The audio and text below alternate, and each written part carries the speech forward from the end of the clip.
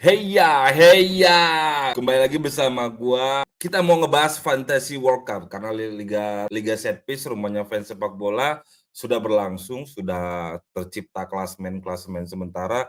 Cuma sayangnya dari top 10 itu cuma ada 4 atau 5 yang memang benar-benar isi form mematuhi syaratnya. Nah, sayang sekali kan, apalagi bagi kalian yang udah peringkat 1, peringkat 2, peringkat 3 bisa kehilangan hak hadiahnya yang gede itu, yang mau beli DP motor itu. So, bagi yang top 10 terutama atau yang berpotensi untuk top 10 silakan kalau belum isi formnya silakan isi formnya segera.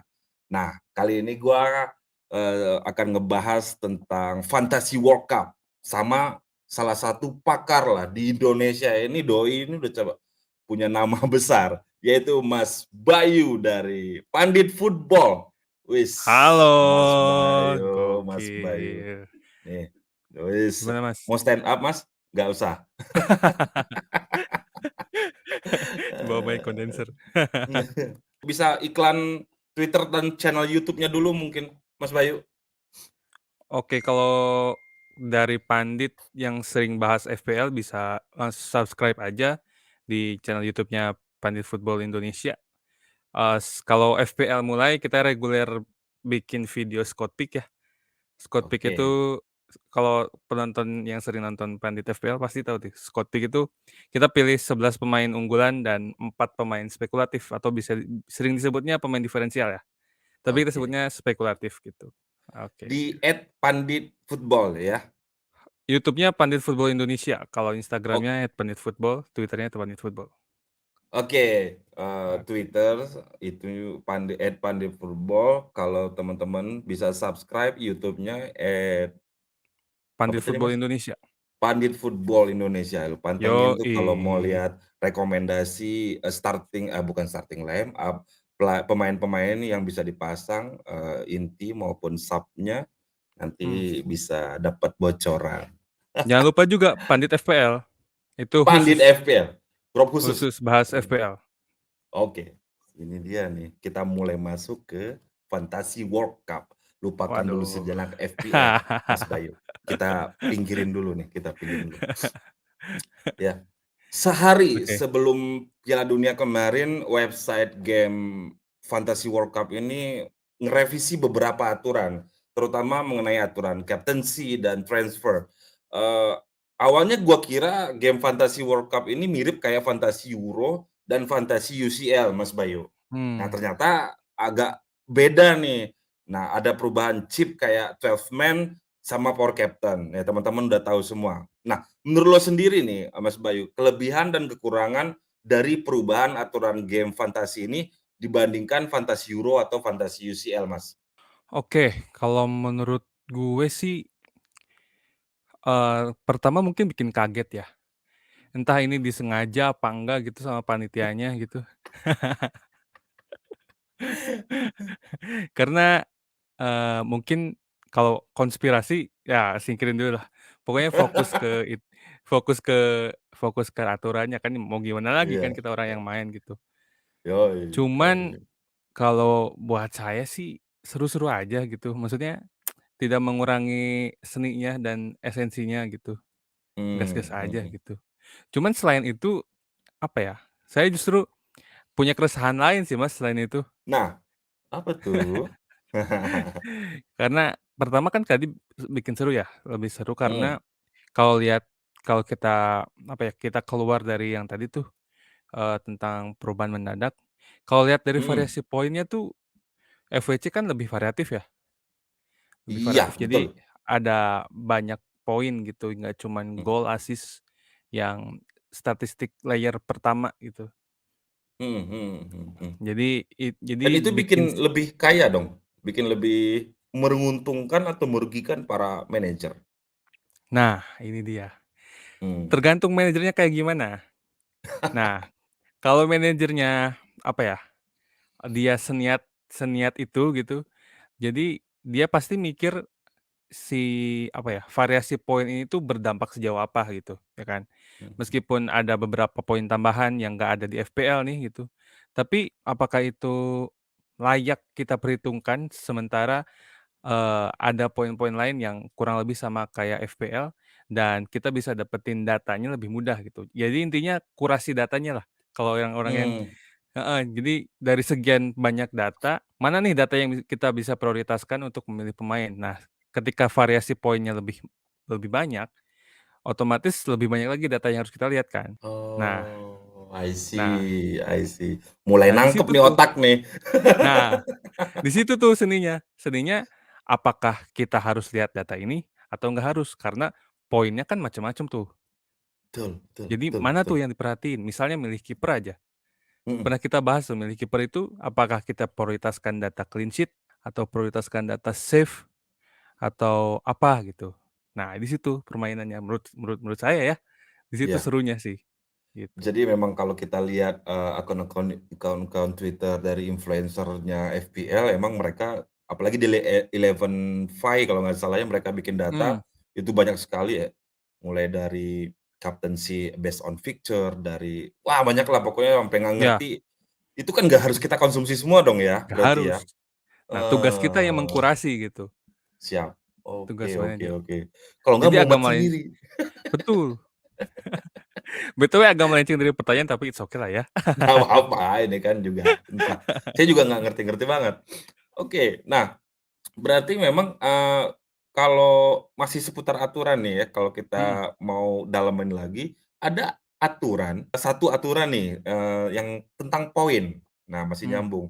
Yang menarik dari Fantasy World Cup kali ini, gelandang mendapatkan 1 poin setiap melakukan tricky Oh, passes, ya dan ya ya ya. atau setiap melakukan 3 kali tackle. Ya, Striker dapat poin 1 setiap melakukan 2 shoot on two target. shots on target ya.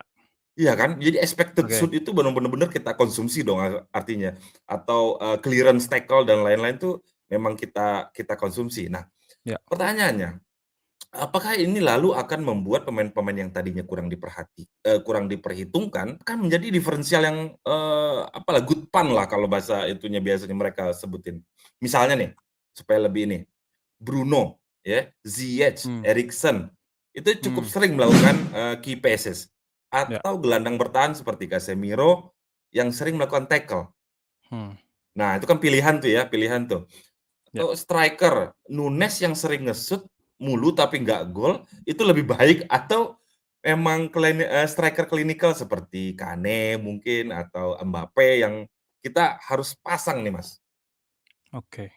Mhm, Nah, ini juga nyambung sama yang tadi ya, kayak nyambung mana nyambung, mana heeh, mana data yang diprioritasin nih. Kalau menurut saya, bagi saya sendiri ya, iya. pribadi ini mah, nggak menyangkut apa apa, pokoknya saya pribadi. Kalau menurut saya nggak terlalu Oke. kalau menurut saya nggak terlalu. Kenapa? Oh, Karena bayangin aja dalam satu pertandingan nih, ada 22 pemain. Kemungkinan atau potensi satu pemain itu dapat menciptakan 2 kipasis saja, kemungkinannya ada berapa gitu. Meskipun meskipun misalkan, ada satu pemain bisa pemain playmaker kreatif gitu, dia bisa nyiptain 2 sampai 4 kipasis dalam satu pertandingan kan nggak banyak ya, jarang sih emang, jarang kan. harus Kalau pemain yang Bruno lah nah, biasanya, heeh, kalaupun mhm, mau niat banget, kita bisa cari data rata-rata tuh, satu musim kira-kira satu pertandingan itu ada berapa kipasis. Misalnya andaikan gitu ya, andaikan satu pertandingan tercipta 8 kipasis. Nah, 8 mmm, kipasis ini kan belum tentu muncul dari satu pemain kan. Nah, betul, sementara yang dinilai ini kan si satu pemain ini tuh menciptakan berapa kipasis. Sedangkan yes. cuman 2 kipasis ini hanya untuk satu poin. Kalau untuk saya, daripada mikirin kipasis, saya mending nyari pemain yang lebih berpotensi cetak gol. Oh, gol tetep ya, tetep gol Iya, itu karena prioritas ya? Heeh, poinnya besar kan, terus untuk mencari pemain yang bisa mencetak gol kan cenderung lebih mudah daripada kita cari pemain yang bisa menciptakan kipasis gitu. berarti gelandang-gelandang bertahan defensive midfielder itu tuh nggak ada gunanya sih kalau taruh Buk di mid? nah, bukan nggak ada gunanya sih, cuman karena kuotanya terbatas ya, cuman maksimal Iya, kita bisa taruh 5 gelandang gitu. Kalaupun mhm. mau taruh gelandang bertahan, mungkin kalau di FPL kita bisa taruh Jorginho yang eksekutor penalti gitu misalnya. Oh Karena yes, Eriksen karena penalti heeh. juga sih, tapi di Denmark. Karena itu peluangnya ada di free kick atau di penalty taker gitu kan. Atau Mhm. kalau mau lebih niat lagi, kita cari si wasitnya ini sering ngasih penalti nggak gitu. Wah, itu lebih advance lagi tuh datanya. Waduh, bukan pemainnya ya, bukan Bukan pemainnya, pemainnya, tapi data expected dari si penalty from dari this wasitnya referee. gitu. Misalnya wasit di Inggris misalnya, siapa gitu, Mhm, Anthony Taylor gitu, sering memberikan, musim lalu iya. memberikan 10 penalti untuk home. Nah, Oh. kalau misalkan di satu pertandingan ada Chelsea main home, wasitnya Anthony Taylor, kita bisa pilih Jorginho gitu. Alasannya apa? Karena Jorginho penalti taker gitu, Oh, ini trik gitu. baru nih. Set piece ini catat ya. Gue baru denger ini yang begini-begini nih. Makanya dipanggil Scout Bayu itu ya ini. Jadi Cuman teman-teman di Pandit Football itu scout semua ya isinya tuh. itu emang apa ya, agak agak cocok logi, cuman kadang works gitu kan. Iya iya iya iya. Karena kan bermain dengan kemungkinan gitu ya. Iya, Tetap. Jadi jadi memang FPL ini adalah permainan statistik sebenarnya dong, ya Mas Bayu ya? iya, permain statistik. Nah, cuman Mmm. statistik aja nggak cukup sebetulnya. Kadang Kayak kadang Messi kita kayak Messi hari ini. kadang kita nih, para scout gitu udah kayak ngulik statistik, tapi pada kenyataannya jauh dari statistik, ya emang kayak gitu kan ya. Seninya Iya. seninya kalau kita tuh punya apa ya, punya semacam tagline gitu, "Seni bermain FPL itu adalah seni ketidakpastian." Gitu. Anjir, dan apalagi musim ini, bener-bener nggak bener-bener nggak pasti. Gue ini Iya, sering apa, apalagi ketika Haaland nggak ada ya, ketika mhm, Haaland nggak ada, ini sedikit ngomongin FPL, kadang pilihannya tuh kalau nggak Kane salah, ya mmm, sering kebalik pas dibeli iya, dipasang Salah, Kane yang, lagi bagus, pas dipasang Kane, Salah yang jelek. Nah, kalau iya, sekarang nih makin tidak pasti lagi nih, di Piala Dunia nih, karena statistiknya itu berjarak ya, nggak iya, dalam satu rentetan pertandingan atau mhm, beberapa pertandingan yang dekat. Masa kita sih mau ngomongin Arab Saudi yang dulu pernah kalah 8-0, ternyata sekarang bisa ngalahin Argentina, iya, kayak gitu. Jadi iya kan ujung-ujungnya mungkin nanti akan main gas-gas aja ya, Mas Bayu ya? sama nih kayak FVC juga kan. Ini Iya, Messi apa, hampir semua orang di seluruh dunia mungkin mikir Argentina bakal menang gitu kan. pasti Makanya pasti, nggak heeh. nggak salah misalnya pasang Messi, jadiin kapten, nggak salah gitu. Terus tapi ternyata kenyataan kayak gitu, kayak kayak sekarang gitu, ya mau gimana gitu. Iya Siapa iya yang iya. siapa yang bisa mikir ke arah sana gitu. Kalaupun ada, wah keren itu mah lebih ke wangsit kayaknya. Dan ada Ada. yang dia Iya, pasang kaptennya Valencia ya. Itu nggak Enner kepikiran Valencia. kan? Iya, Iya, Valencia dia itu. adalah set piece taker, dia juga melawan Qatar yang mainnya ternyata cacat banget. Terus di tengahnya pasang Saka. Pasang Saka, belakangnya pemain Ekuador lagi yang ngasih assist. Estupinan. Wah, bukan yang Pierre Cardio kalau nggak salah itu yang ngasih assist. Mhm, Baru mulai pertandingan ketiga aja ini, hari ini nih, mhm, poinnya udah 68. Ya elah mmm. gimana ngejar. Santai, baru match di 1. Match-day cuma 7 masalahnya, Bang. Match-day cuma 7 sih. Cuma 7 match-day-nya.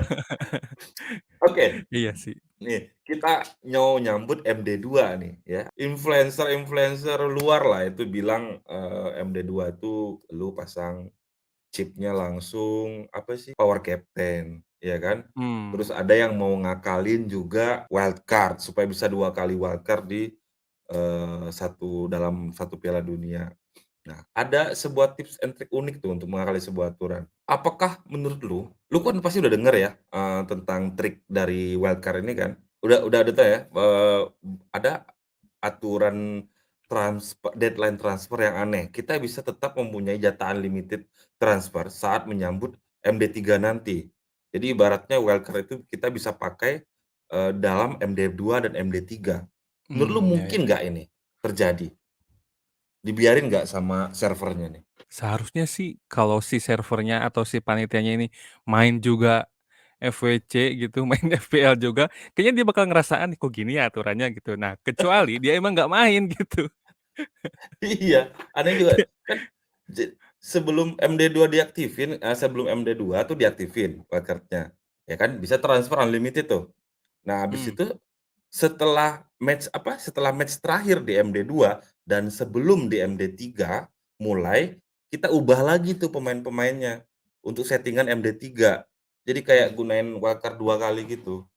Hmm. Gue sampai sekarang belum ngerti sih sebenarnya. Kalau kalau misalkan kalau kalau pertanyaannya mungkin dibiarin atau enggak, kayaknya mungkin aja gitu karena dari awal Mhm. kita udah ngelihat segala keanehan dari webnya kan. Iya, Jadi betul. ya selalu ada kemungkinannya gitu meskipun kalau kejadian keterlaluan gitu kan. Belum lagi kemarin Tapi tuh ada juga trik itu tuh yang, quadruple captain. Jadi si oh, 12 man-nya itu sama dengan penyerang yang kita pakai, terus mhm, dikasih kapten dua-duanya, tapi udah di-update. Nah, yang sekarang ini belum ada. ada update-annya. Mhm. Ya gitu sih, mungkin ya kemungkinan selalu ada gitu, cuman kalau kejadian ya keterlaluan gitu. Cuman kalaupun ternyata mereka sadar terus di-update gitu, gue setuju sih tetep pakai wildcard di matchday 2 gitu. Kalau gue pribadi Mhm. bakal pakai sih, gitu. Karena lu baru tahu yang mana yang bener-bener bagus, yang mana-mana yang Mhm, lagi jelek gitu ya? iya, tergantung skuadnya juga sih. Oh. Kalau misalkan skuadnya ternyata sesuai ekspektasi gitu di matchday 1 mungkin bisa Mhm. hold gitu. Cuman kalau misalkan kita pilih skuad di matchday 1 sangat spekulatif gitu dan nggak tahu ternyata cara mainnya gimana atau siapa yang jadi sorotan gitu, siapa yang punya kontribusi lebih besar di timnya, terus gimana kecenderungan pelatih, nggak ada salahnya juga pakai wildcard di matchday kedua MD3? matchday Oh, 2 MD2? Heeh heeh. matchday 2. Asalkan ya tonton semua pertandingannya gitu. Jadi kita tahu gitu siapa yang siapa yang jadi andalan lah gitu.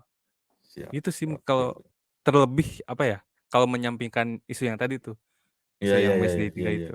Kalau gue sendiri Nah, kayaknya bakal pakai. langsung ya berarti banyak yang zonk nih jangan-jangan? Oh iya, belum lihat, jujur belum lihat poin, serius. Belum lihat poinnya? Iya, cuman cuman gue pasang Gakpo sama Messi sih. Wih, Gakpo. Gakpo luar biasa. Tadi malam kayaknya Belanda juga kesulitan juga sih. Iya ya, Agak-agak hoki juga gitu.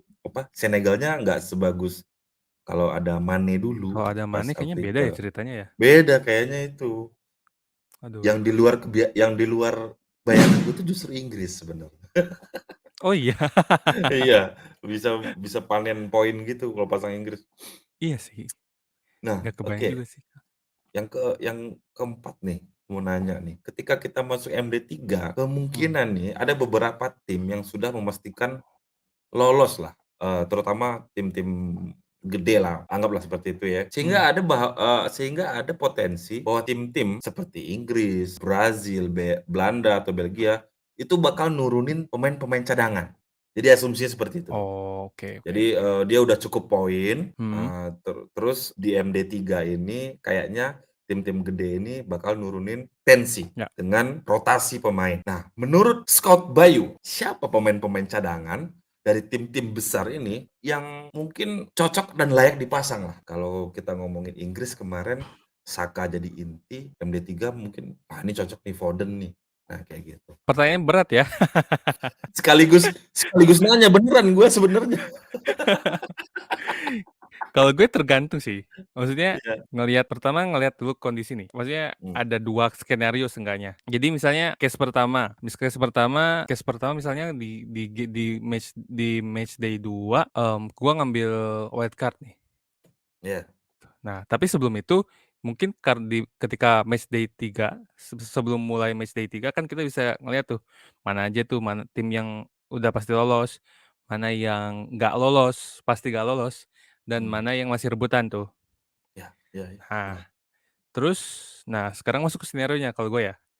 Kalau Heeh, gue punya 2 skenario, misalnya, eee, gue ngambil wildcard di match day 2. Nah, mmm, berarti di match day 3 kan gue cuman punya 2 free transfer kan. betul betul. Nah, 2. jadi kalau misalkan kayak gitu skenarionya, gue udah siap-siap dari matchday 2 gitu. Sehingga di matchday Mmm, 3 nggak terlalu nggak terlalu ribet ngegonta-ganti pemain karena ada pemain yang udah ternyata timnya udah dipastikan nggak lolos dan sebagainya gitu. Itu kalau misalkan mmm, di wildcard dipakai di matchday 2. Jadi persiapannya dari matchday 2 gitu, Jadi kalau gue memang ya. mati-matiannya itu di matchday 2 itu ya, Jadi supaya menghindari resiko rotation di MD3 nanti ya, gitu ya? iya. Atau gambling kan di sana? Nah, jadi selain kita liatin tuh mana yang lolos, mana yang enggak dan mana yang masih rebutan. Nah, Mmm. perhatiin juga nih kapan kita pakai wildcard gitu kan. Nah, I see. kalau misalkan kita pakai wildcard di matchday 2, gua bakal di matchday 3 kan punya 2 free transfer nih. Nah, Ya, gua akan prioritaskan 2 free transfer untuk pemain kunci dari tim yang sedang memperebutkan posisi. sedang mati-matian? Heeh. Nah, gue pilih tuh Oh, 2 pemain kuncinya, 2 pemain mmm, kunci dari tim-tim tersebut lah gitu. Sehingga kan mhm. mereka kan nggak bakal berani terlalu melakukan rotasi kan, jadi kemungkinan dia main besar. Nah, gue Daripada bahkan kita harus menebak-nebak ya? heeh. Jadi Mmm, prioritasin mereka kalaupun mereka ternyata nggak lolos, kan di babak 16 besar kita ada unlimited transfer kan. yes, ada wildcard Mhm. lagi, heeh. Jadi matchday 3-nya Oh, cuman mikirin si 2 free transfer ini buat tim-tim yang masih rebutan gitu. Siapa nih pemain kuncinya? Misalnya, siapa sih? Jerman ya, grupnya Jerman ya yang neraka tuh, Jerman, Spanyol. Portugal juga neraka juga itu kayaknya. Iya, nah misalnya kayak gitu, misalnya Heeh, Jerman nih belum heeh. belum pasti lolos gitu. Ya udah pilih aja salah satu dari 2 free transfer itu buat pemain Jerman misalnya gitu. Gitu sih, tapi kalau misalkan case yang kedua tuh kita nggak pakai wildcard di matchday kedua. Nah, pakai wildcard-nya di matchday ketiga. Nah, Lebih buat repot case lagi tapi dong, di match iya ketiga dong ya? iya, gitu. Jadi, makanya tadi gua sendiri lebih suka matchday kedua pakai wildcard-nya. Tapi kalau ternyata gua malah pakai wildcard-nya di matchday ketiga, gua akan prioritaskan pertama pemain kunci dari tim yang masih berjuang tadi, plus beberapa pemain kunci atau pelapis dari pemain yang udah lolos, dari tim yang udah lolos. Nah, siapanya, ini yang sulit sih. Main tebak-tebakan. Karena kalau udah lolos tuh kan rotasi kemungkinan besar terjadi nih. Cuman Iya. siapanya ini gitu, siapa yang diganti, siapa yang dipertahanin. Makanya wajib nonton gitu kalau menurut gua mah, Iya iya iya wajib iya. nonton. Jadi Karena ICE kalau ICE apa namanya itu? eye test, eye test ya? Heeh. mhm, sama kecenderungan pelatih gitu kayak dalam kondisi tertinggal dia bakal ganti ganti siapa, masukin siapa, kayak gitu-gitu. Kayaknya gua kalau kayak gitu memang lebih enak make MD2, langsung di wildcard di MD2 sih. Ah, Mhm, bener ya, jadi nggak lebih mumet. Jadi di MD3 gue cuma mikirin 2 free transfer gua doang nih, kayak gitu mmm, kan, untuk yang milih pemain-pemain inti, pemain kunci di tim-tim yang sedang berjuang untuk lolos. ya kalau gua gitu. Oke. Nah, Ini mati-matinya di match boleh dua nih. ini. Iya. Ini teman-teman ini rasional nih, iya. Nggak jadi deh gua pasang power captain. Power captain kapan dong kalau gitu? Ada yang bilang di Oh, final. iya sih, biasanya final sih. Kalau gue juga kepikirannya final sih. Gue di final malah Oh, mau pakai 12 banyak, man? pokoknya sisa sisa chipsnya udah pasti dipakai semua di final kan. Yang pasti power captain, cuman yang masih bingung itu 12 man sih. Oh, belum pasang berarti ya? Gua udah Belum pasang belum sih pasang. 12 man. Emang Mmm. kebanyakan kebanyakan pasang di matchday pertama ya? Iya, karena asumsinya adalah lawannya masih bisa ditebak gitu loh. Mhm, Kayak gua iya, masang Messi lawan Arab, terus, tengah gua pasang Eriksen karena dia lawan Tunisia, belakangnya pasang Prancis karena lawannya Australia, itu kan. Tapi satu lagi ada nih, Brazil lawan Serbia, pakai Neymar. Jadi ngeraup untung semua. Cuma kalau mmm. kejadiannya salah semua kan bete juga. Iya, gue Jadi nggak pakai booster di matchday pertama tuh, karena mikir terlalu, apa ya, terlalu abstrak gitu mikirnya, gimana ya apa, bisa berani pasang booster gitu. Mungkin karena nah gue juga itu. newbie mungkin ya. Bukan, karena Mas Scout Bayu ini orangnya ilmuwan, jadi berdasarkan Aduh. statistik. Kalau kita ini kan petaruh ya. Oke oke oke oke. Ini juga nih, 2 pasang Skov Olsen sama Maele nih di kanan ya, bek kanan. Hmm. Cuma sampai sekarang masih 0-0. Aduh, ini poin hancur banget kayaknya nih. Kalau gitu Kalau kalau kos kita gimana? kalau 0-0 mainnya enak dong. Iya, cuma asis kek, ya kan, apa gitu. Soalnya Maele waktu Euro nyayur juga sih Maele waktu Euro. Iya iya, makanya, kayak gitu. Mau pasang Java Costa tapi timnya nggak lolos. Iya, bener bener bener bener bener. Aduh, seru sebenarnya nih obrolannya, harus kita sering-sering nih Mas Bayu, Scout Bayu ya. Eee, tapi sekarang kita sampai di sini dulu ya. Thank you banget Oh, Mas oke. Bayu, Siap. mhm, Thank you juga buat tadi teman-teman Setpiser udah bisa ngedengerin ya tuh, masukan-masukan dari, Scout Bayu, dan gue kayaknya bakal ngikutin, kecuali karena gue udah pasang chip duluan jadi nggak apa-apa. Cuma untuk MD2 kayaknya gue mau pasang wildcard supaya MD3 gue nggak pusing lagi, sehingga fokus bisa kerja. Kalau hari ini gue nggak bisa kerja, jadi pikiran gue ke poin semua. insecure. Insecure, overthinking setiap malam, kayak gitu. Dan gue Bosnya yakin bingung. gue yakin banyak banget ini yang mendadak menjadi Pep Guardiola malam-malam ini. Gokil. Overthinking.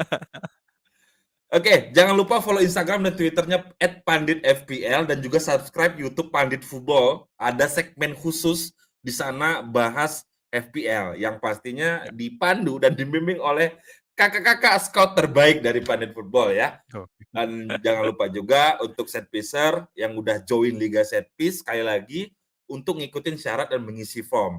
Karena ada kecenderungan yang aneh nih, Mas Bayu. Peserta liga kita itu 10.000, tapi Hmm. yang ngisi form cuma sekitar 2.200. Jadi ada sekitar 7.800 yang belum isi. Nah, mungkin mereka main safety. Nah, hai 7.800 orang, silakan isi formnya. Karena kalau Anda bisa jadi top 10, nanti kehilangan hak berhadiahnya kalau nggak isi formnya. Oke, thank Oke. you. Thank you Selamat juga. malam. Kita Selamat nonton malam. Denmark lagi. Oke. Jangan lupa like and subscribe, pencet loncengnya, jadi kita upload, teman-teman tahu. Jangan lupa follow akun TikTok dan IG kita di Setpiser. Dan bagi yang belum subscribe, silakan subscribe, like, komen, dan juga tonton video-video ini karena biasanya akan ada bagi-bagi giveaway ya, Bro ya.